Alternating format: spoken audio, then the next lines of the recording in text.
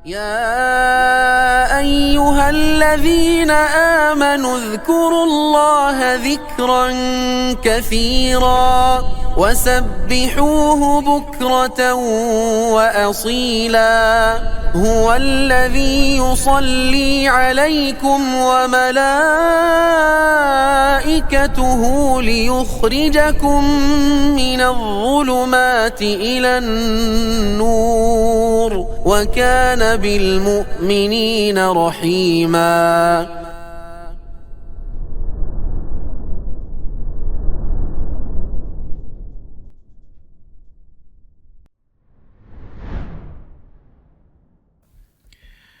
من يهده الله فلا مضل له ومن يضلل فلا هادي له أشهد أن لا إله إلا الله وحده لا شريك له وأشهد أن محمدا عبده ورسوله لا نبي بعده يا أيها الذين آمنوا اتقوا الله حق تقاته ولا تموتن إلا وأنتم مسلمون فإن أصدق الحديث كتاب الله وخير الهدي هدي محمد صلى الله عليه وسلم وشر الأمور محدثاتها وكل محدثة بدعة وكل بدعة ضلالة وكل ضلالة في النار. أما بعد, insyaallah kita akan melanjutkan pengkajian kitab Mukhtasar Minhaj al-Qasidin karya Ibnu Qudamah al-Maqdisi rahimahullah. Kita akan membahas kitab Al-Adhkar wa Da'awat wa ghairiha. Namun sebelumnya di masalah tentang membaca Al-Quran,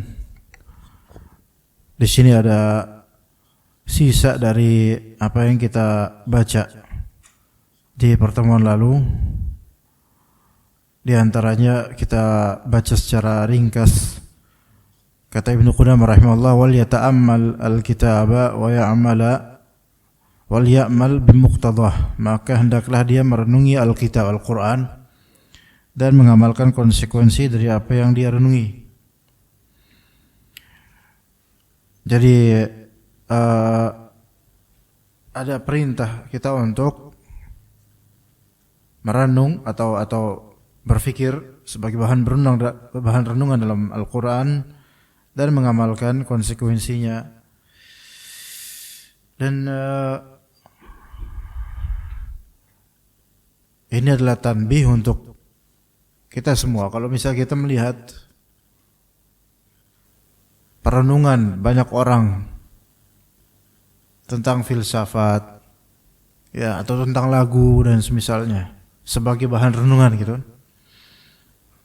para pemikir mikirnya doang, beramalnya kagak. Adapun untuk Al-Quran dan Sunnah, maka at-ta'ammul dan al-amal bil muqtada itu yang perlu dilakukan, yaitu merenung, ya, menyelami makna dari apa yang dibaca dari Al-Quran atau hadis, kemudian mengamalkan konsekuensinya. Jadi buahnya, samarahnya adalah amal. Adapun renungan-renungan teologi yang biasa banyak orang lakukan atau renungan filsafat dan semisalnya, itu tidak membuahkan amal sebenarnya. Tidak membuahkan amal. Coba amal apa yang bisa dijadikan sebagai pencapaian ketika seseorang banyak menggunakan logika filsafat, berdebat dengannya, berdiskusi akannya, dan kemudian hanyalah materi, sebatas materi. Maka ini sebagai tanbih dan peringatan buat kita agar Al-Quran, apa yang kita dengar di salat kita, salat berjamaah kita atau kita baca, baik di salat atau luar salat, maka hendaknya kita renungi dan bercita-citalah untuk faham Al-Quran, jemaah. Walaupun tentu nggak semua surat, nggak semua ayat, itu sesuatu yang sangat berat. Ahli tafsir aja bagi mereka itu sesuatu yang berat, apalagi bagi kita yang awam. Tapi maksud di sini adalah cita-citailah untuk bisa paham. Ada sebuah faedah yang saya dapatkan ketika menyimak suatu kursus, ya, suatu bahasa, ya, ketika pengajar itu bilang dia tidak ada yang maknanya tidak ada orang yang tidak ada orang yang tidak bisa melakukan apa yang orang lain bisa dari segi ilmu, gitu. Walaupun ini kalimat memang hiperbola, tetapi ada faedahnya. Jadi there's nothing you cannot do when other people can do. Ya, tidak ada sesuatu yang tidak bisa antum lakukan jika orang lain bisa melakukannya. Maksudnya tidak dalam urusan ilmu dan pelajaran. Ya, ketika ada orang sebelum antum bisa mempelajari bahasa fulan yang asing baginya kemudian berhasil, maka sebenarnya antum juga bisa. Cuman butuh waktu dan butuh kegigihan. Nah, banyak sekali dan jutaan orang yang bukan Arab, non-Arab, nggak bisa bahasa Arab tadinya. Kemudian belajar bahasa Arab dan belajar Al-Quran akhirnya bisa. Jutaan bahkan miliaran orang yang tadi nggak bisa baca Quran, lalu mereka bisa. Maka kalau ada satu orang menggeluti suatu ilmu yang tadi dia nggak tahu apa-apa, terus bisa, maka sebenarnya kita bisa. Itu untuk satu sampel orang. Apalagi kalau sampai jutaan orang yang bisa melakukannya. Kalau dunia ini orang, misal kita lihat musisi aja, terus taubat, hijrah ke manhaj salaf, kemudian belajar bahasa Arab dan mampu memahami Al-Quran meskipun belum sempurna pastinya, tapi ini suatu pelajaran hidup buat kita. Kenapa kita nggak bisa? Ya, nggak bisa di sini bukan dari internal diri kita nggak bisa biasanya.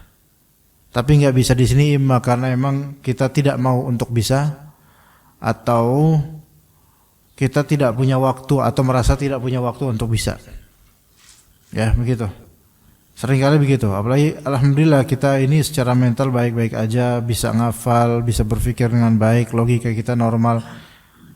Tapi memang itu butuh hidayah. Nah, coba kita prinsipkan, kalau misalnya kita menggeluti suatu ilmu atau belajar, kita lihat orang-orang sebelumnya yang telah belajar itu.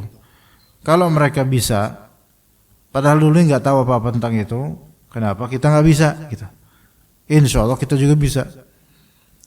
Dan sebagian ulama juga mengatakan tidak ada kalimat terlambat atau kata terlambat untuk memahami suatu ilmu. Ya, tidak ada kata terlambat untuk memahami suatu ilmu. Terlebih kalau misalnya alhamdulillah sejak muda kita adalah orang-orang yang educated, yang banyak mengenyam edukasi, pelajaran, ilmu, maka insya Allah sebenarnya walaupun di usia senja atau di usia menengah itu sebenarnya bisa juga. Nah, jemaah sekalian di sini misalnya punya pekerjaan, job di kantor yang cukup masya Allah. Kemudian pekerjaan tersebut bukan hanya membutuhkan skill fisik, melainkan juga pelajaran atau ilmu sebelumnya. Ya baik itu bahasa atau ilmu yang bisa diterapkan di pekerjaan. Berarti kan sudah terbimbing sebelumnya di sekolah atau di kampusnya, di kuliahnya atau di kursusannya. Berarti sudah pernah mempelajari dan mengenyami pendidikan dan ilmu. Maka berarti kita itu harus terus gitu loh untuk menuntut ilmu. Juga rekan-rekan yang mengenal manhaj salaf sebelum 2020, ya antum semua insyaallah. Range antara 2010 sampai 2020 sepertinya kebanyakan dari jemaah di sini untuk mengenal manhaj salaf. Ya, maka di antara hal yang perlu dinotis dan kemudian dikoreksi adalah, dan ini yang udah nggak ngaji lagi terutama, yang udah malas ngajinya di internet, yaitu apa? Berkurang drastis intensitas dia untuk belajar secara baik gitu di majelis ta'lim, atau sudah jauh dari majelis ta'lim, jauh dari ustaz-ustaz, dan merasa bahwasanya dia udah cukup untuk casing hijrahnya. Ya. ta'ammulnya itu hilang, yaitu dia tidak lagi mentadabburi apa-apa yang dulu dia tadabburi seketika di masa-masa awal hijrah.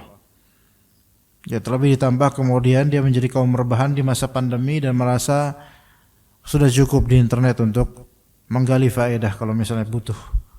Jadi nggak perlu lagi majelis ilmu. Ini suatu fenomena yang harus dinotis oleh banyak dari kita, karena banyak saudara-saudara kita itu sudah mulai meninggalkan majelis ilmu sama sekali, completely sama sekali. Enggak ke majelis ilmu. Tapi casingnya ya sunnah. Benar, casingnya sunnah betul.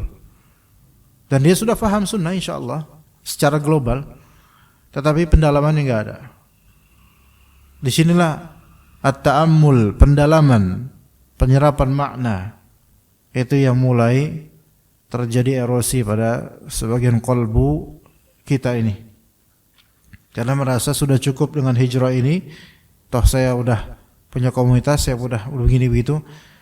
Maka ikhwan, ilmu itu dituntut sampai kapanpun kita. Para ulama zaman dahulu ikhwan, ya ketika mereka membahas suatu kitab, khatam, itu dibahas lagi, diulang.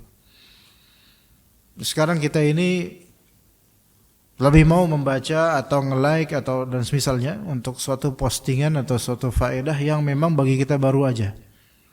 Adapun kalau kita udah pernah kita baca, udah pernah kita tahu, maka kita mengignore itu.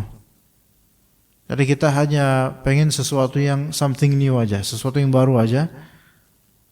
Adapun yang udah pernah kita tahu, kita nggak mau ngedalamin. Kalau kita belajar Al-Quran dari ayat 1 pertama, Bismillahirrahmanirrahim, sampai minal jinnati wan nas, setiap dari ayat itu selalu kita ulang-ulang. Kita hafal, kita murajaah, kita ulang, Al-Fatihah pun kita ulang. Ada isyarat dari Allah Subhanahu wa taala atas suatu hal yang disebut tikrar atau takrar, yaitu repetition, pengulangan. Dalam menuntut ilmu, pengulangan itu keharusan. Kalau misalnya dia enggak mau mengulang, maka dia hanya mendapatkan kulit yang kelak akan dibuang. Tapi ketika dia mengulang, maka dia mengapresiasi apa yang didapatkan. Dia mendalami apa yang dia terima. Orang yang menghafal Al-Quran, kemudian dia tidak mengurajaah, maka Nabi SAW mengatakan bahwasanya hafalan Al-Quran itu lebih cepat lepasnya dibandingkan unta yang tidak dikekang, lebih cepat kaburnya. Jadi hafalan-hafalan yang tidak dimurajaah, tidak diulang, atau pemahaman ilmu-ilmu yang tidak kita ulang lagi, itu akan lepas. Jangan kira bahwa, coba lihat ikhwah sekarang banyak yang enggak mau ngaji, enggak mau mendalamin lagi. Mereka udah merasa udah saya udah sunnah gitu. Tapi enggak mau lagi mendalami ilmu, terus mudah bosan, maka antum melihat ilmunya itu erosi sebenarnya, berkurang, beneran berkurang. Dan itu akan terlihat juga di amaliyah dia aja berkurang. Yang dulunya saat dulu awal nuntut ilmu banyak itu mungkin zikir pagi petang rutin, sekarang udah mulai enggak. Karena udah mulai tersibukkan dengan hal-hal yang lain dari masalah-masalah dunia. Maka beruntunglah kalau misalnya Allah Subhanahu wa taala masih memberikan kita kemampuan dan hidayah untuk ke majelis ilmu dan menuntut ilmu. Kalau misalnya kita di poster kajian, misalnya di poster kajian Masjid As-Sunnah Visian yang Masya Allah formatnya konsisten, hanya beda di judul aja, ya begitu Pak. Masya Allah. Kalau bagi penuntut ilmu sejati yang benar gitu, itu nggak ngelihat dari pernak-pernik dan perhiasan itu. Bahkan sampai judul pun kalau misalnya adab tilawah Al-Quran, ya tetap hadir gitu loh. Bukan bayangkan, ya ini lagi, ini mah udah berkali-kali saya gitu kan. Kalau gini mah saya tinggal mungkin tulis di ChatGPT, ada pilihan lebih bagus lagi daripada ustadznya. Kan selesai urusan. Atau di Google atau Meta AI, kita pakai AI ada manapun semua juga ada dalilnya. Bahkan lebih lengkap daripada penjelasan ustadz. Misalnya gitu. Tapi kan bukan hanya lafal, bukan hanya huruf yang kita cari dalam menuntut ilmu jemaah. Apa yang kita cari? Sampai ke hati. ChatGPT dan juga semisalnya itu tidak ada emotion di situ. Tidak ada feeling. Tidak ada kekuatan maknawi yang diberikan dari tulisan-tulisan di AI itu. Sementara para asatidzah, para ulama ketika mereka menjelaskan, semakin mereka ikhlas, semakin mereka pakai qalbu juga dengan mengucapkan penjelasan, itu ada makna-makna yang tidak bisa didapat di artificial intelligence itu. Gak bisa. Dari lafal-lafal, dari mimik, bahkan dari body language seperti gesture, seperti kita misalnya mengangkat tangan dan misalnya, atau dari bahasa mata, itu semua membangun makna yang tidak terdapat pada artificial intelligence versi manapun. Memang AI itu sangat bermanfaat, subhanallah, masya Allah. Tetapi masih ada sesuatu yang missing, yang besar, sesuatu yang hilang, yang tidak ada, yaitu apa? Yaitu emotion, feeling, iman. Itu enggak ada di situ. Yang ada di apa? Di orang-orang yang mengucapkan dengan iman, dengan qalbunya. Maka pengulangan yang dia ucapkan oleh para asatidzah, dakwah tauhid, itu kita tuh jangan lihat bahwa itu hal yang diulang, jangan dilihat dari situnya. Tapi lihat dari faedahnya, lihat dari Al-Quran, dari As-Sunnah. Kemudian kita tuh menerimanya betul-betul untuk mendalaminya, untuk menasihati diri kita. Gitu. Bukan nothing's new, enggak ada yang baru dari situ. Udahlah, enggak usah. Subhanallah, enggak. Sampai level para ustadz misalnya, anak pribadi coba. Ketika misalnya anak menyimak kajian para masyayikh ya di YouTube misalnya. Ya, karena masyayikh enggak datang kemari gitu. Nah, di YouTube anak simak. Ada judulnya tematik misalnya Fadilatut Tauhid. Keutamaan tauhid. Ini dari zaman kita belum lahir sampai sekarang, itu ulama-ulama yang sama ini itu terus temanya sering berulang, keutamaan tauhid. Kalau kita pakai sisi arogansi dan juga ego kekinian kita akan bilang, oke, gitu mas saya juga bisa. Gitu kan?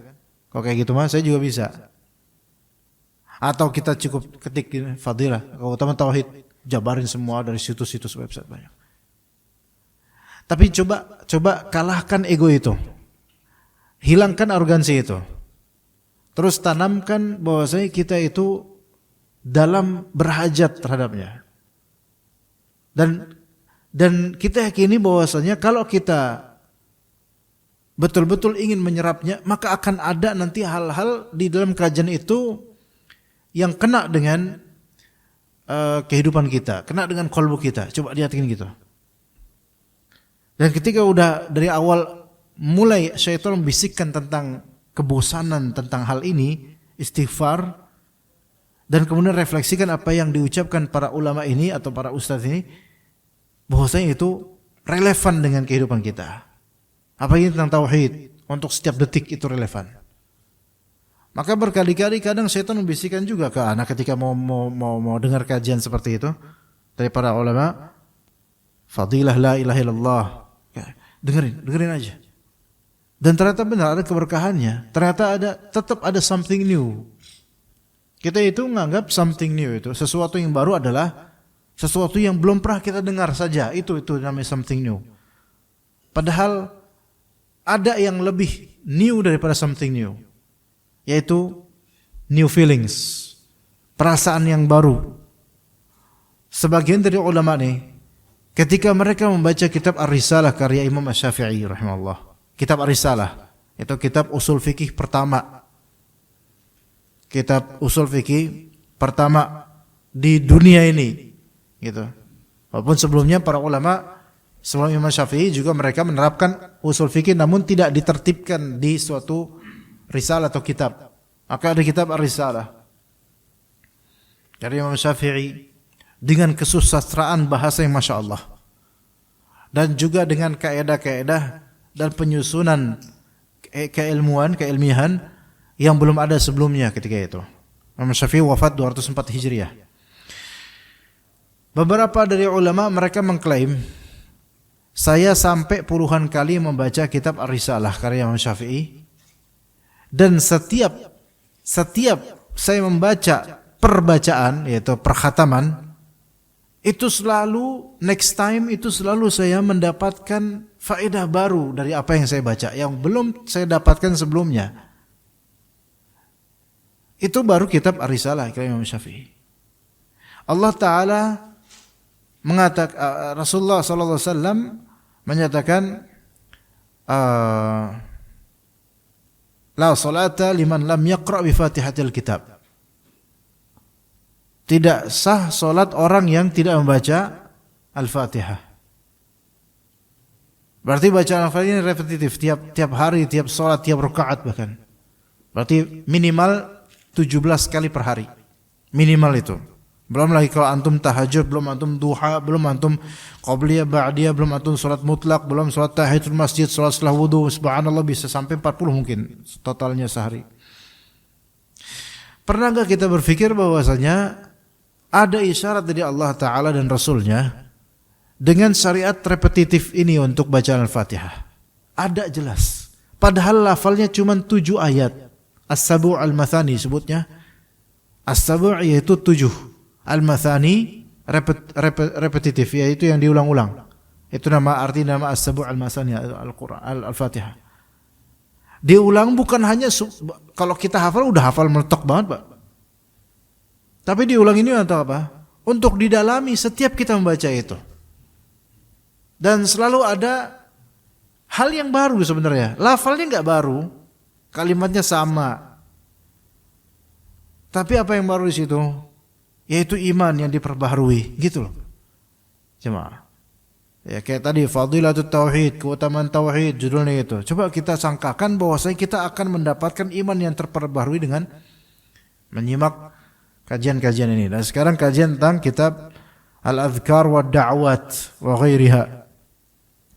Kitab zikir-zikir dan doa-doa dan selainnya, yaitu selain dan semisal itu, dan semisal zikir dan doa. Ini kita menuju kitab baru dalam kitab atau tema baru dalam kitab. Jadi sebutnya dalam Mukhtasar Minhajul Qasidin kitab. Kita perlu tahu bahwasanya para ulama zaman dulu dalam kitab ada kitab. Ya, jadi bukan tema. Dalam kitab ada kitab. Jadi ini Kitabul Adhkar wa Da'awat. Ya. Setelah sebelumnya kita akan bahas sebelum pernah Kitabul Ilm, ya, kitab Taharah, kitab Zakat, kitab Saum, puasa, kitab Haji, kitab Adab Al-Quran, baru sekarang kitab Al-Adhkar wa Da'awat. Dulu ulama dari zaman awal 100 Hijriah, 200 Hijriah kayak gitu. Sahih Bukhari, Sahih Muslim, Sunan Abu Dawud, At-Tirmidzi. Dahulu kayak gitu mereka. Jadi dalam kitab ada kitab-kitab. Jadi Kitabul Adhkar wa Da'awat. Al-Adhkar jama' dari zikir. Ad-Da'awat jama' dari doa. Apa bedanya zikir dan doa? Di sini ada istilah zikir, ada istilah doa. Zikir dan doa. Ya, ada zikir, ada doa. Kalau kita kembali ke derivasi asli bahasanya, zikir itu mengingat atau menyebut, itu zikir. Ya, zikir itu mengingat atau menyebut.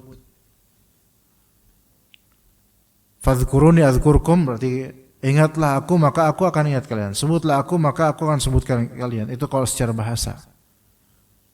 Tapi dari segi bahasa ini juga kita bisa paham ya bahwasanya zikir secara substansial ya dalam rangka mengingat Allah Azza wa Jalla. Dan itu umum sekali. Adapun doa maka secara asli makna bahasanya yaitu talab atau meminta, memohon. Ya lebih tepatnya memohon bukan meminta. Karena meminta itu ya, ada kesan kayak apa? Menyuruh, meminta. Tapi memohon lebih afdal. Lafal memohon lebih afdal. Zikir mengingat Allah. Doa memohon kepada Allah. Ya.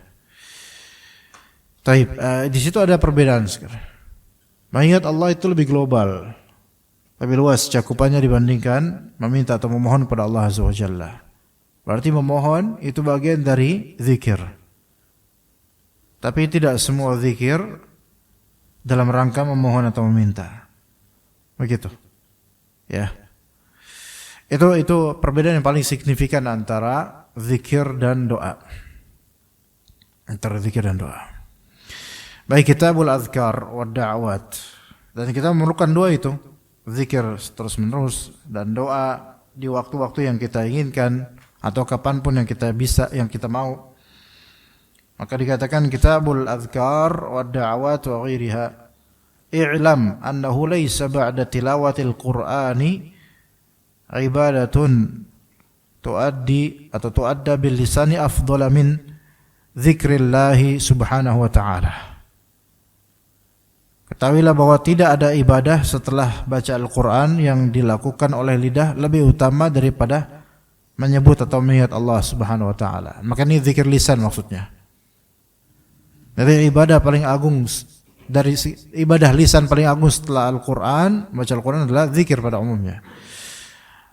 Nah,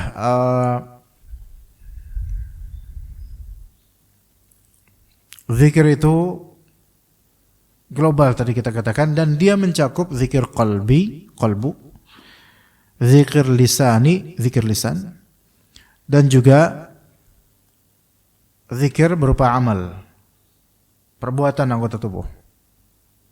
Semua itu zikir. Semua itu zikir. Zikir qalb, zikir di hati itu jelas. Termasuk di dalamnya apa? Tadabbur, tafakkur, merenung, memikirkan makhluk Allah Ta'ala dan dinisbatkan kepada Allah Ta'ala. Mengingat nikmat-nikmat Allah Ta'ala, mengingat pertolongan-pertolongan Allah Subhanahu Wa Ta'ala, itu zikir semua. Jadi itu zikir qalbu.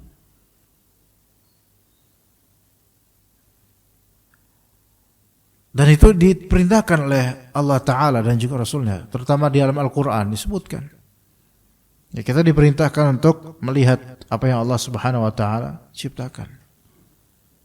Tapi dinisbatkan kepada Allah dan kemudian menghasilkan tajdidul iman, pembaharuan iman.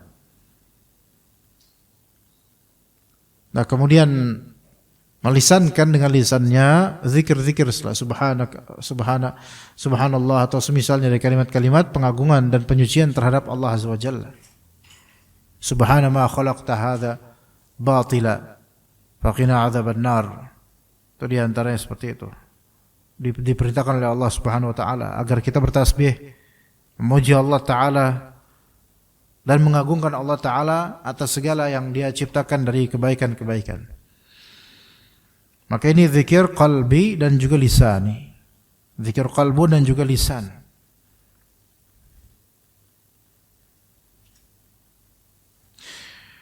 Dan dasarnya zikir di qalbu dulu. Kemudian di lisan dan amalan sebagai konsekuensi semua itu. Sebagaimana syukur, jemaah. Syukur itu dasarnya di qalbu terlebih dahulu. Kemudian diluapkan melalui lisan dan terbukti lebih konkret melalui amalan. Itu syukur. Tapi jadi syukur harus dasari dari hati dulu. Kemudian dari lidah. Lidah mengucapkan alhamdulillah. Segala puji bagi Allah. Ya, alhamdulillah. Memuji Allah dengan lisan. Namun yang paling konkret pembuktiannya adalah dengan amalan. Karena kalau dengan lisan doang semua orang bilang alhamdulillah juga. Antum ngomong sama orang Nasrani, gimana kabar ente? Alhamdulillah kata dia. Tapi tetap aja kafir. Kalau ente memuji Allah alhamdulillah, harusnya ente masuk Islam dong. Jangan cuma alhamdulillah doang gitu. Oke. Jadi zikir atau syukur itu semua dasarnya itu di hati dulu. Kemudian di lisan dan realisasi pembuktian paling konkret dengan amalan. Seseorang kalau zikir dengan lisan saja dan dia tidak mau beramal, maka dia enggak terbuktikan sebenarnya. Contoh yang di pasar-pasar itu. Kadang-kadang ada beberapa orang pakai peci. duduk di tokonya, terus pegang apa? Tasbih. Terus mulutnya digerak-gerakin sedikit. Tapi ketika azan sampai qomat nggak pernah mau ke masjid. Kalau kita katakan, wah dia mungkin sholat di tokonya. Ya akhi, sholat di tokonya apa nggak bisa tutup sejenak untuk sholat berjamaah itu? Dan kenapa selalu begitu? Ya, berarti cuma di lidahnya doang. Maka mana konsekuensi dari amalan yang kalau emang dia betul-betul dekat sama Allah dengan zikirnya, maka ketika diseru hayya 'alas shalah, maka dia ayo ke masjid, kan gitu. Mana implementasinya, realisasinya. Ya. Oleh karena itulah para ulama salaf mereka itu menggabungkan antara al-qaul dan al-amal, perkataan dan juga amalan. Jadi true gitu. Jadi imannya valid, kelihatan pembuktiannya dengan amalan. Ya. Taib, kemudian wa raf'ul hawaij bil adiyah al khalisah ilaihi ta'ala, dan juga mengangkat hajat dengan doa-doa yang tulus kepada Allah Subhanahu wa taala. Wa yadullu ala fadli dzikri qauluhu ta'ala. Beberapa ayat menunjukkan keutamaan zikir, itu di antara firman Allah Ta'ala di surat Al-Baqarah 152, fadhkuruni adzkurkum. Maka ingatlah aku, niscaya aku akan mengingatmu. Di sini Allah Subhanahu wa taala mengingat, di sini maksudnya adalah Allah Ta'ala menyebutnya dan juga akan memberikan ganjaran atas apa yang dia lakukan dari berzikir. Fadhkuruni itu perintah dari Allah agar manusia mengingat Allah Ta'ala. Dan manusia disifati memiliki memori dan memiliki intention, yaitu iradah, keinginan. Maka antara memori dengan keinginan itu berintegrasi satu sama lain sehingga mengingat Allah Subhanahu wa taala. Dan juga terlimpahkan melalui lisan sehingga berzikir dan terbuktikan melalui amal saleh. Maka fadhkuruni, maka Allah Ta'ala katakan apa? Adzkurkum. Maka aku akan mengingatmu. Adapun untuk Allah Ta'ala maka tidak ada pensifatan yaitu Allah punya memori atau enggak ada pikiran, enggak ada ucapan seperti itu. Melainkan Allah Ta'ala mengingat orang ini, bukan berarti Allah Ta'ala bisa melupakan seseorang dengan kehilangan memori tentangnya, enggak begitu. Karena makna dari Allah Subhanahu wa taala nasya, Allah Ta'ala melupakan orang ini, lupa di sini maknanya bukan lupa karena lost, memorinya lost, enggak, bukan. Tapi karena apa? Karena Allah Subhanahu wa taala menelantarkannya dan Allah Ta'ala Maha tahu atas segala makhluknya. Jadi Allah Ta'ala tidak tersifati dengan lupa sama sekali. Enggak tersifati dengan lupa. Ya, beda dengan, maksudnya tidak tersifati dengan lupa dengan makna yaitu kehilangan ingatan. Enggak. Allah Subhanahu wa taala selalu mengetahui dan sampai kapan mengetahui dan tidak berkurang pengetahuan Allah Subhanahu wa taala. Jadi fadhkuruni adzkurkum, maka ingatlah aku, niscaya aku akan mengingat kalian. Yaitu ingat di sini Allah Ta'ala akan menyebut orang-orang yang zikir ini sebagai orang-orang yang berzikir, dan Allah Ta'ala akan mengganjari mereka dunia dan juga akhirat. Terus firman Allah Ta'ala di surat Ali Imran ayat 190, alladzina yadhkuruna Allaha qiyaman wa qu'udan wa 'ala junubihim. Ya, dan yaitu orang-orang yang mengingat Allah Ta'ala dalam keadaan berdiri, duduk dan berbaring. Jadi di sini ada 3 orang yang berzikir pada Allah Ta'ala disebut nih. Ya, orang yang paling utamanya 3 keadaan. Pertama qiyam, qu'ud dan 'alal junub. Pertama qiyam yaitu berdiri, kemudian qu'ud yaitu duduk, dan 'ala junubihim itu berbaring. Ini adalah suatu kinayah atau suatu kalimat yang menunjukkan every time, itu setiap waktu. Karena manusia tidak akan lepas dari salah satu dari 3 ini keadaannya. Gak mungkin lepas.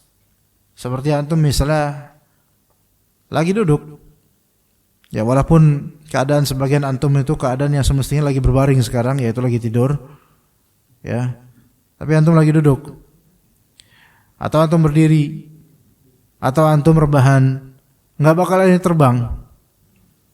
Hanya ada salah satu dari tiga ini. Maka ini maksudnya adalah yaitu orang-orang yang berzikir kepada Allah di setiap waktu. Kemudian di surat Al-Ahzab ayat 35 kata Rabb kita Azza wa Jalla wadh-dhakirina Allaha katsiran wadh-dhakirat. Yaitu dan orang-orang yang banyak mengingat Allah baik laki-laki maupun perempuan. Kata Nabi sallallahu alaihi wasallam, Allah Ta'ala berfirman, ini hadits qudsi, ana ma'a 'abdi ma dzakarani wa taharraktu bi syafatah. Sesungguhnya Allah Ta'ala berkata, aku bersama hamba aku selama ia mengingatku dan bergerak dengan dua bibirnya, yaitu zikir dengan lisan. Ini menunjukkan fadilah zikir dengan lisan, doa dengan lisan. Ya.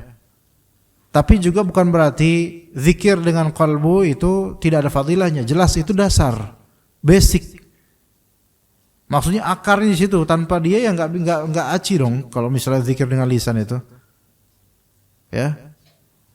Tapi zikir dengan qalbu itu dasar. Kemudian lisan dan amalan. Taib. Suatu ketika di suatu daurah, ana teringat pertanyaan seorang ustaz kepada Syekh Ibrahim Ar-Ruhaili hafizahullah. Ini seperti daurah tahun lupa yang tahun berapa. Al-muhim faedah gini.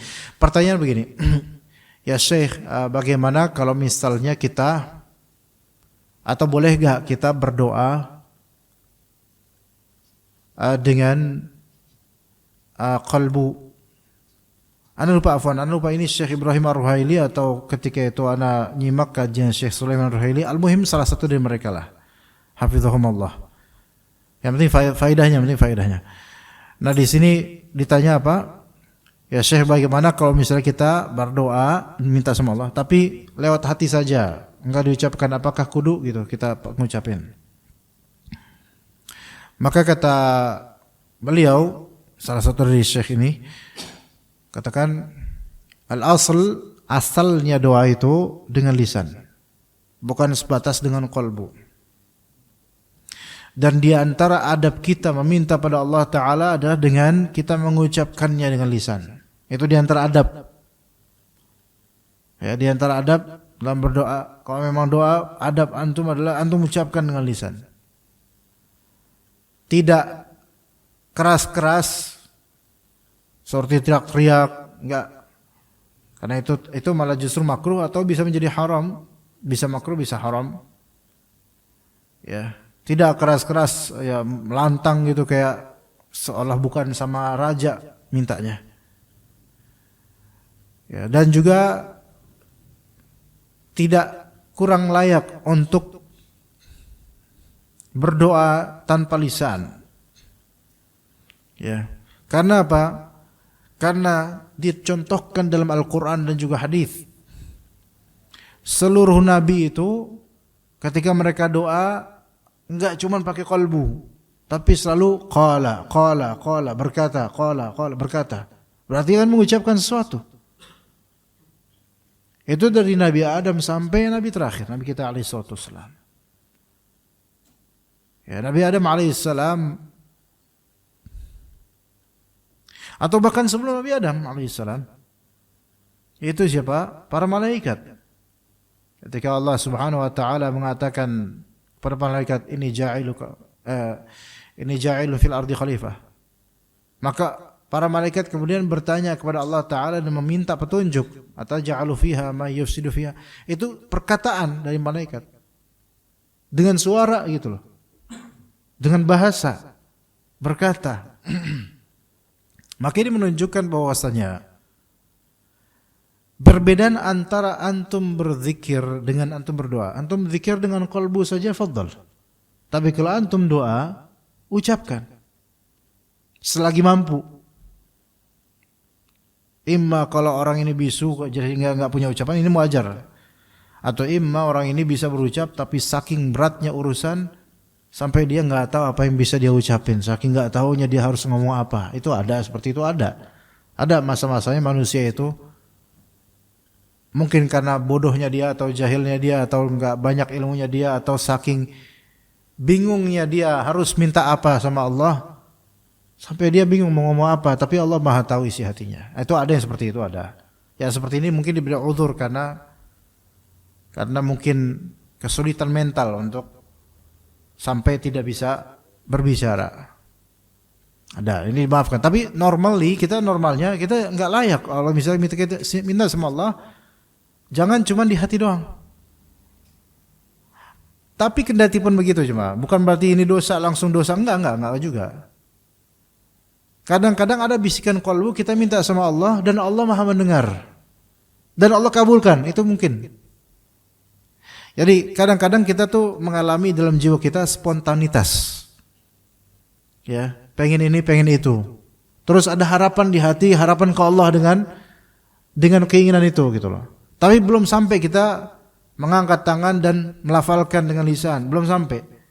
Dan Allah Ta'ala kabulkan. Antum pernah enggak ngalamin itu? Ana yakin pernah sebenarnya. Cuman kita enggak ngeh aja. Padahal bahkan mungkin banyak banget itu. Kita pengen ini, pengen itu. Belum kita omongin ke Allah, tapi sudah Allah kasih duluan habis itu. Ada gitu. Iya ada. Bahkan sampai belum minta sama Allah, cuma nulis di status Facebook, Allah kabulin kelak. Mungkin enggak gitu?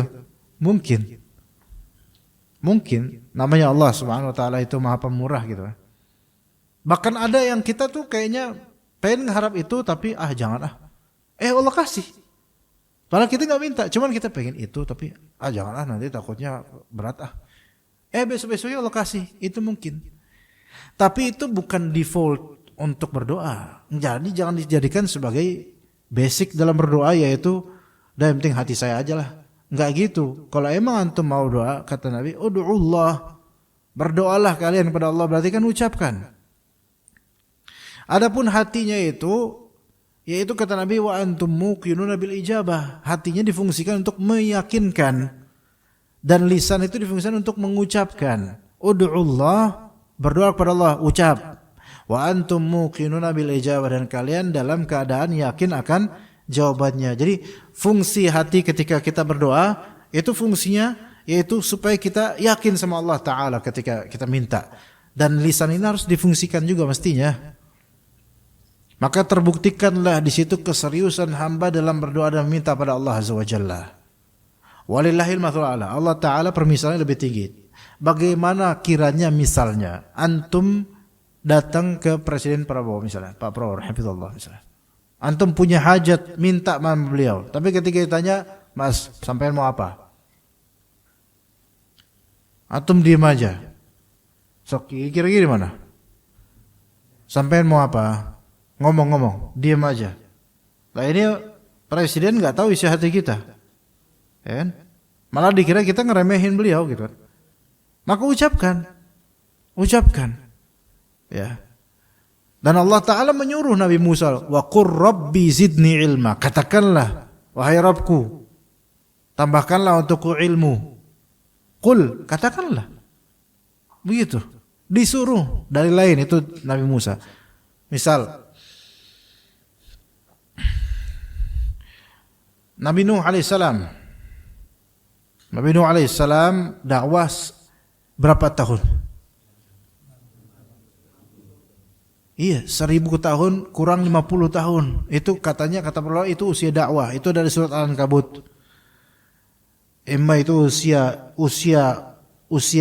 maksudnya usia kehidupan beliau, imma itu usia dakwah beliau. Al-muhim, mau berapa, mau yang A atau B, pokoknya itu panjang lah waktunya. Dan yang beriman cuma sedikit. Udah gitu dituduh gila lagi. Jadi ketika apa dakwahnya Nabi Nuh apa sih? Dakwah Nabi Nuh tauhid murni, udah itu aja. Tauhid murni, supaya tidak berbuat syirik. Karena kesyirikan pertama terjadi di kaum itu di kalangan kaumnya Nabi Nuh. Kata Nabi Nuh apa? U'budullah ma lakum min ilahin ghairuh. Sembahlah Allah. Tidak ada sembahan yang berhak selainnya yang bisa kalian sembah. Afala tattaqun? Apa kalian enggak takut sama Allah? Maka para pemuka kaumnya itu kemudian mereka mengingkari. Ma hadza illa basyarum mithlukum. Ini apa nih? Ini kan Nuh ini cuma orang sama kayak kalian. Yuridu ayatafaddala alaikum. Dia pengen pengen unggul di atas kalian, pengen menjadi seorang yang outstanding dan orang yang beda di atas kalian, makanya dakwahnya ini seruannya tuh aneh gitu. Jadi aneh. Bagi mereka tuh aneh dakwah tauhid itu. Ya. Terus kemudian mereka pakai logika gini, coba. Jadi setelah mereka denial atau menolak dakwah yang hak ini, mereka kemudian berusaha mengaburkannya dengan logika mereka. Walau sya'allahu la anzala malaikah. Seandainya Allah Ta'ala berkehendak, pasti Allah turunin malaikat, bukan manusia biasa kayak gini, gitu. Maka kita katakan, kalaupun yang turun dari malaikat, tetap aja ente bakal ingkarin. Jadi akarnya itu apa? Pengingkaran sebenarnya. Terus kemudian berdalil dengan tradisi. Ma sami'na bihadza fi aba'ina al-awwalin. Kita enggak pernah mendengar dakwah model kayak gini di nenek moyang kami. Padahal ini kaumnya Nabi Nuh ini, bapak-bapak mereka, atas mereka, itu tuh orang-orang bertauhid semua. Jadi di sini ada faedah jemaah. Orang yang menolak dakwah sunnah atau dakwah tauhid beralaskan kita belum pernah dengar ini di bawah. Itu enggak semuanya benar omongan itu. Biasanya cuman hanya sebagai teratai untuk dijadikan sebagai penolong pikiran mereka, dijadikan sebagai premis dan alasan mereka. Tahu teratai sini. Orang kalau udah tenggelam, teratai aja itu akal digapai, mah. Enggak. Orang kalau udah tenggelam, enggak punya alasan, enggak punya penolong, teratai yang lemah aja tetap dia gapai dengan mengira ini bakal bisa menolong dia dari ketenggelaman. Maka alasan-alasan ini tuh alasan lemah semuanya itu. Enggak valid, sebagian dusta, dan kalau dipikir-pikir lemah. Maka mereka, dan kemudian karakter orang-orang yang anti dengan dakwah tauhid itu, selain alasan mereka tuh seringkali rapuh dan lemah, cuman kelihatannya seolah kuat karena kerasnya mereka. Mereka enggak segan untuk menitip dan menyusupkan ejekan. In huwa illa rajulun bihi jinnah. Ini Nuh ini bukanlah siapa-siapa kecuali orang yang ada jinnah. Jinnah itu ada halangan antara akal dengan dirinya gitu. Gila. Ya. Majnun. Ini cuma orang gila ini gitu. Orang jadi dakwain tauhid dilabeli gila. Maka kalau antum mendakwai tauhid di keluarga antum terus antum dibilang gila, maka bukan berarti makom antum sama Nabi Nuh, bukan, tapi apa? Ya emang udah ada kayak gitu tracknya emang. Ini orang gila gitu. Kemudian mereka menantang. Nah ini diantara fatarabbasu bihi hatta hin. Jadi ketika udah, jadi track-tracknya step-stepnya ini kan Allah Ta'ala bocorkan nih. Allah Ta'ala beritahu kepada kita, orang-orang yang anti dakwah sunnah atau dakwah tauhid itu kayak gini track-tracknya. Itu pelajarin antum di Al-Quran banyak itu, di surat Nuh terutama. Maka mereka track-tracknya fatarabbasu bihi hatta hin. Mereka nantang, tunggu aja nanti gitu. Ini juga menunjukkan bahwasanya orang-orang ahli batil itu kadang-kadang menantang. Kita lihat aja nanti siapa yang ini. Gitu biarkan. Sok-sok berani gitu. Sok-sok berani untuk menunggu waktu. Padahal endingnya mereka yang bakal sengsara. Allah Ta'ala bilang gitu. Innahum mughraqun. Mereka akan tenggelam nanti. Maka Nabi Nuh kemudian minta tolong sama Allah. Rabbin surni bima kadzabun. Maka kemudian diperintahkan, diwahyukan oleh Allah Ta'ala kepada Nabi Nuh supaya apa? Anisna'il fulka, yaitu bikin apa? Kapal ya. Subhanallah, bisa bikin kapal gitu. Diajak-ajak sama mereka, sama kaumnya diajak, ngapain bikin kapal coba. Ya. Tapi sabar aja Nabi Nuh, sabar aja, nunggu waktu, sabar sambil beramal. Maka kemudian akhirnya ketika sudah mulai idza jaa amruna farat tanur, itu mulai air itu mulai meninggi. Maka Allah Ta'ala menyuruh bawa ada beberapa binatang tapi berpasang-pasangan. Ya, karena ini bumi ini akan tenggelam semuanya. Ya, bumi ini akan tenggelam.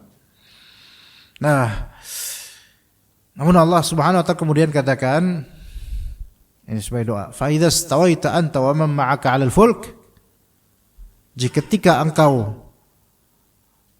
sudah istawaita anta wa man ma'aka 'alal fulk, yaitu ketika engkau sudah istawaita anta, yaitu sudah apa ya? Kayak kita di kendaraan itu sudah settled di atasnya gitu. Apa Indonesianya? Anda nggak tahu itu. Di surat Al-Mu'minun itu ada. Fa idza stawaita anta wa ma istawa itu bahasanya kayak kita udah nyaman di atas kendaraan, udah tinggal duduk doang. Fa idza stawa, udah tinggal nikmatin doang. Ketika antum dan juga wa ma ma'aka, pihak yang bersama antum itu ada di atas kapal, udah enak di atas kapal. Faqul, di sini. Maka katakanlah, tuh lihat. Faqulil hamdulillahilladzi najjana minal qaumidz zalimin. Maka katakanlah segala puji bagi Allah yang telah menyelamatkan kami dari orang-orang zalim. Itu first sentence, satu kalimat. Ya, satu kalimat.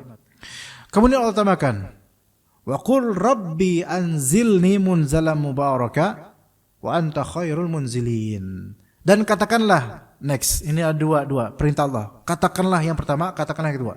Yang kedua, wa qur rabbi anzilni munzalan mubaraka. Ya Allah, dan katakanlah wahai Nuh, Rabbi, wahai Tuhanku, anzilni munzalan mubaraka. Singgahkanlah aku di persinggahan yang berkah. Sesungguhnya engkau sebaik-baik yang memberikan persinggahan. Faedahnya apa di sini jemaah sekalian? Allah Ta'ala memerintahkan kita untuk ucap. Yang pertama, coba bedakan. Yang pertama apa? Alhamdulillahilladzi najjana 'anil qaumidz zalimin. Yang kedua, anzilni munzalan mubaraka wa anta khairul munzilin. Apa tema kita, kawan? Tema kita apa sekarang? Zikir dan doa. Anda tanya ke antum, mana yang zikir, mana yang doa? Alhamdulillahilladzi najjana minal qaumidz zalimin artinya segala puji bagi Allah Ta'ala yang telah menyelamatkan kita dari orang zalim. Zikir. Kata Allah sebenarnya apa? Qul, katakanlah. Katakan, ngomong. Kalau zikir, ngomong. Yang kedua, Rabbi anzilni munzalan mubaraka wa anta khairul munzilin. Wahai Rabbku, berikan saya persinggahan yang berkah. Ini zikir atau doa? Doa. Qul, katakanlah. Maka orang ketika zikir, baca zikir itu. Betul, zikir asalnya di hati, betul. Tetapi lisan itu lebih menyempurnakan dan lebih beradab juga. Apalagi kau minta, lebih beradab lagi kau minta itu dengan lisan. Katakan, tapi jangan terlalu tinggi karena Anda sedang minta sama raja, yaitu Allah Azza wa Jalla. Ya begitu jemaah sekalian. Oke, kira-kira sampai kapan kita kajian Pak Aldo? Ada kajian Ustaz Mustafa enggak? Enggak ada. Oke. Syuruk udah masuk. Belum masuk. Atau misalnya jemaah ada yang mau bertanya. Jemaah ada yang mau bertanya? Enggak ada? Ngapa ibu-ibu? DKM-nya aja diam, Bu. Ke masa itu. Oke, kemudian dikatakan wa fi afradi muslimin anhu sallallahu alaihi wasallam annahu qala. Dan telah diriwayatkan dalam kitab Sahih Muslim dari Nabi sallallahu alaihi wasallam bahwa beliau sallallahu alaihi wasallam bersabda begini. La yaq'udu qaumun yadhkuruna Allah illa haffathumul malaikatu wa ghasyiyatuhumur rahmatu wa nazalat alaihimus sakinatu wa dzakarahumullahu fi man 'indah. Kata Nabi SAW, tidaklah sekelompok orang duduk mengingat Allah, berzikir kepada Allah, mengingat Allah, kecuali mereka dilingkupi oleh para malaikat. Rahmat menyelimuti mereka, ketenangan turun atas mereka, dan Allah menyebut mereka di antara orang-orang yang berada di sisinya. Nah ini kita harapkan semoga Allah Ta'ala takdirkan ini juga buat kita saat ini dan juga nanti saat-saat berikutnya, yaitu fadilah dari majelis zikir. Dan hal ini yang enggak ada kalau bisa kita belajar di rumah, alhamdulillah. Tapi fadilah ini enggak bisa kita dapatkan kecuali kriteria kita duduk bareng mengingat Allah Azza wa Jalla, walaupun berdua saja. Sebagian Mu'adz mengatakan dengan beberapa sahabat, hayya bina nu'minu sa'ah. Ayo kita perbarui iman kita kembangkan iman kita walaupun sejenak. Jadi majelis seperti ini duduk mengingat Allah, yadhkurunallaha la yaq'udu qaumun yadhkurunallaha. Suatu kaum, yaitu kumpulan orang, mereka berzikir kepada Allah, itu bukan seperti yang dianggap oleh sebagian ahlul bid'ah dengan zikir dan wirid-wirid yang mereka serempakkan, kadang teriak-teriak dan seterusnya, itu kebid'ahan mereka situ. Tapi ya itu betul-betul mengingat Allah sebagaimana para salafus saleh. Mereka mengingat Allah di majelis ilmu, majelis zikir. Walaupun itu cuma 2 orang. Anggap misalnya antum ngobrol ikhwan misalnya. Hatta itu bukan di masjid misalnya. Walaupun ini hadis ini lebih afdal di masjid memang. Tapi walaupun bukan di masjid, Allah Ta'ala Sami' Maha mendengar. Antum di tepi pantai bersama teman antum, atau di sebuah cottage bersama keluarga antum, atau dimanapun, atau bahkan di atas pesawat. Ketika antum pulang umrah atau berangkat umrah, ngobrol dengan ikhwan samping antum atau jemaah samping antum, dan kemudian mengingat Allah Ta'ala, mengutarakan rasa syukur kepada Allah atas dimudahkannya perjalanan ini, kemudian mengenang nikmat-nikmat Allah sebelumnya dan seterusnya. Terus direspon oleh teman antum di samping bahwa Allah juga telah memberikan fadilah buat saya begini-begini. Ini yadhkurun. Ini adalah ibadah jemaah. Allah Ta'ala menyuruh kita untuk mengingat nikmat-nikmat dari Allah Azza wa Jalla. Di surat Al-Baqarah, di surat-surat lainnya Ibrahim, di surat lainnya. Dan Al-Quran itu kalau antum cari misalnya di aplikasi Quran antum, cari dengan bahasa Arab topnya. Uzkuru, perintah Allah Ta'ala untuk mengingat uzkuru ni'mat Allah. Akan antum temukan banyak. Ya. Dari level Bani Israel. Bani Israel diperingatkan, ya Bani Israel uzkuru ni'mati allati an'amtu alaikum. Wahai Bani Israel, sebutlah oleh kalian nikmat yang telah aku berikan pada kalian. Berarti di antara bentuk zikir yang sebenarnya bisa dalam keadaan santai, dalam keadaan masih enggak usah serius-serius amat, antum sebutin nikmat Allah Ta'ala atas antum di teman-teman antum. Ya. Kayaknya ini udah mau zuhur 6 jam lagi, jadi mungkin saya juga ada makanan nggak Pak Lu? Satu lagi dong Tat, yang Ahwat nggak dikasih kesempatan. Mungkin nama Ustadz lain dulu. Emang Ibu apa pertanyaan Bu? Singkat aja Bu. Singkat aja, Bu. Tentang doa Tat. Tadi Ustadz bilang beda zikir dan doa. Zikir tuh secara harfiah Ustadz bilang tadi cool diucapkan. Tapi kalau kita berdoa setelah sholat kan banyak orang kalau di masjid Tat. Selirih apa Tat kita diucapkan biar afdol? Boleh nggak kita ganti di dalam sujud aja Tat? Itu kan doa yang paling afdol itu di dalam sujud. Itu ya, bagus Bu. Ya.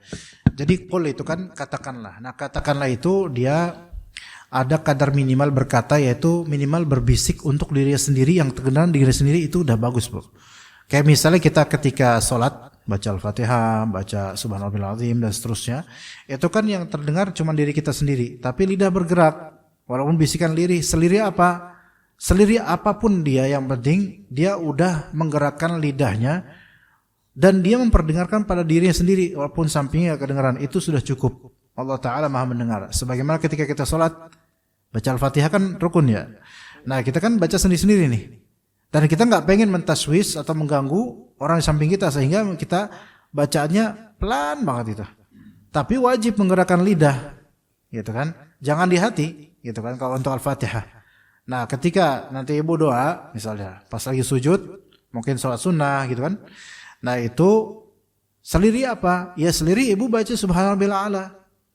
Sama gitu. Seperti itu juga, enggak perlu untuk disuarakan sehingga yang lain terdengar, gitu kan. Seperti itu Bu, sama seperti itu. Jadi itu kadar minimal udah cukup untuk doa. Kita doa kapanpun kadar minimal kita yang penting dilisankan. Walaupun kita enggak mengangkat tangan, karena mengangkat tangan bukan suatu syarat. Apalagi kalau doa pas lagi naik motor, boleh enggak doa? Boleh lah. Lah kan kita pas naik motor misalnya kita mau keluar dari rumah, Bismillahirrahmanirrahim, subhanaka Allahumma subhanalladzi sakhkhara lana hadza dan seterusnya. Ya kita doa itu pas lagi jalan. Kira-kira itu pakai angkat tangan enggak? Ya kalau kita angkat tangan berarti kita angkat nyawa dong berarti. Ya kan? Ya udah, dengan lirih, dengan lisan enggak perlu angkat tangan, enggak wajib angkat tangan juga, tapi usahakan dibaca, bukan hanya di hati. Seperti itu Bu ya. Jadi itu bagus untuk diamalkan, tapi usahakan dibaca, bukan di hati. Syukran. Iya. Oke, kita cukup sampai sini ya. Udah mau jam 6. Barakallahu fikum jami'an wa sallallahu ala nabiyina Muhammad wa ala alihi wa sahbihi ajma'in. Subhanakallahumma bihamdika asyhadu an la ilaha illa anta astaghfiruka wa atubu ilaik. Assalamualaikum warahmatullahi wabarakatuh.